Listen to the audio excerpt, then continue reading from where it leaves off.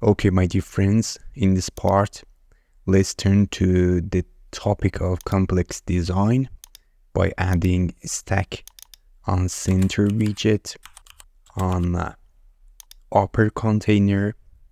Now I want to put a text widget next to the logo image so that it is displayed when scrolling to the next page, but I want it to be displayed smoothly and when scrolling.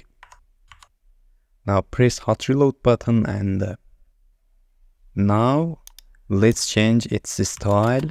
For example, change color to white and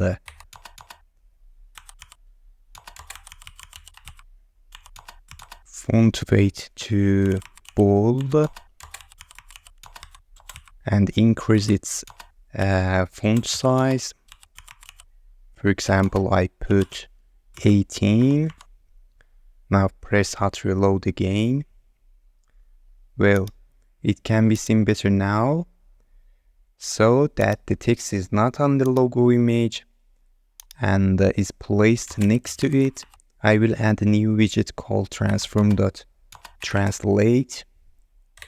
This widget has a main property called offset, which we can move in X and Y directions. Now press hot reload and to change its transparency, I will add a widget called opacity.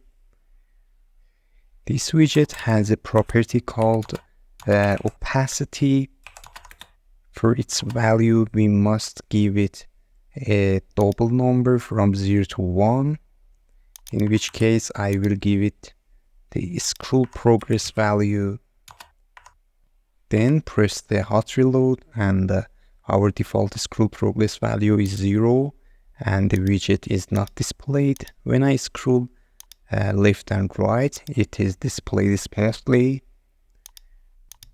After you've added the cons to the non-changeable widgets, let's change the height of the bottom container as well as the text widget.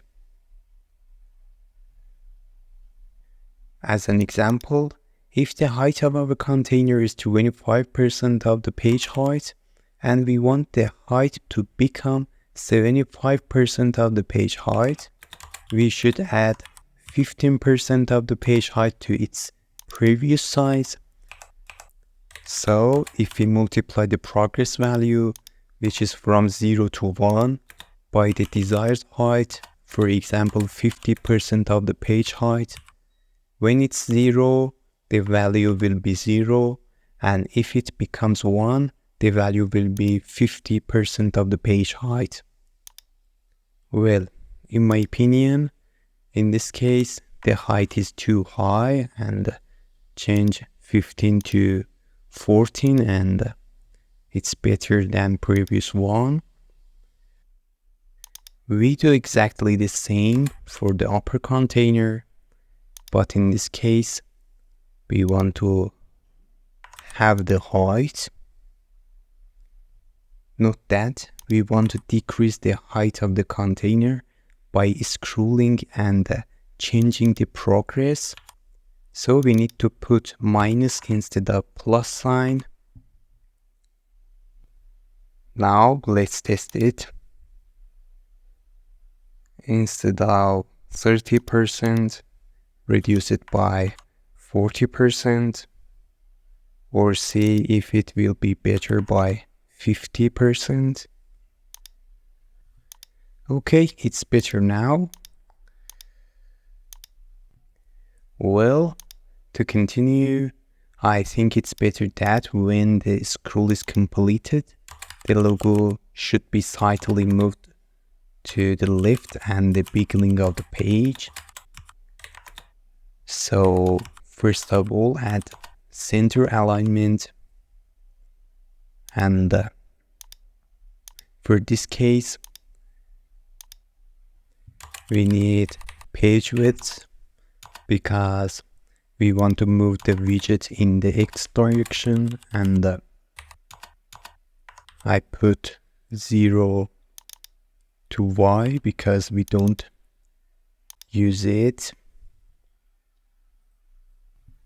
Then copy the progress line code and paste it instead of dx. Then duplicate the height line code and change it to width. Then we want this widget to move half of the width of the page. I put the value of the width divided by 2 here. And after hot reload, if we scroll it to right, the problem that arose is that the widget moved to the right, and to fix this, put the minus sign at the beginning of the code. Well, it's fixed. Now I repeat exactly the same codes for the bottom text widget, and in the end, for the text widget not to fall on the logo image, we add the scroll value to the first value, I mean 17, and so the only thing that remains is to scroll by pressing the button. For this purpose, we use the page view controller. When the button is clicked, call the next page method of the controller. Well, it requires 2 properties from us. One of them is the duration and the other is curves, which specifies how to scroll, which you can read about in the Flutter documents that I have included in the description. So press hot reload, and by pressing the button, it scrolls, and the duration of the animation is 300 milliseconds. So to able to define a click for different models, I changed the icon button to inkwell. So in addition, add sized box instead of the padding. Wrap a widget on icon and put width and height. I think 16 is a little bit bigger. Change it to 56, and can be seen better now. For the width of the button to be the same as the width of the page and have the margin from the sides, we must add its previous size by multiplying the width of the page in the progress of page controller and subtract it from the margin. In addition, we must also subtract the value of its previous width from the values inside the parentheses.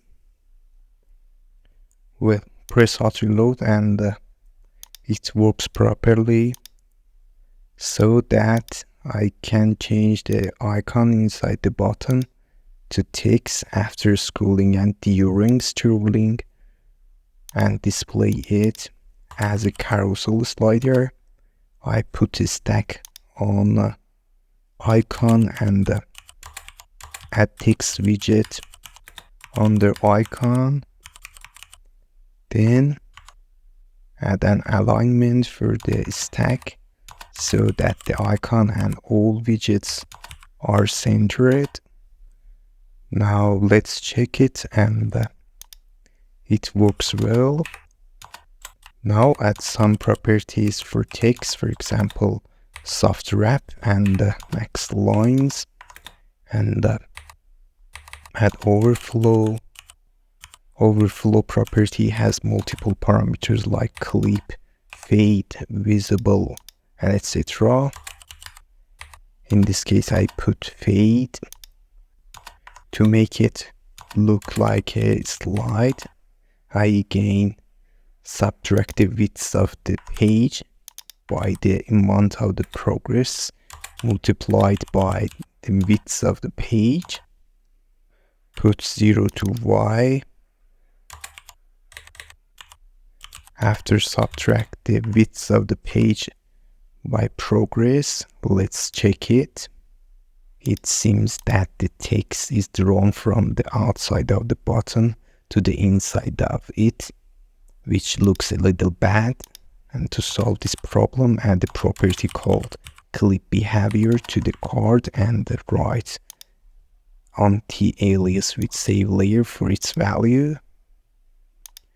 And for the icon to slide like the text, I repeat the code I wrote for the text for this button, for this icon, then write offset and copy the part of the code that we wrote for part X, the lower widget, and write 0 for Y property to make the icon move in the opposite direction. Add the minus sign at the beginning of the code in the X property.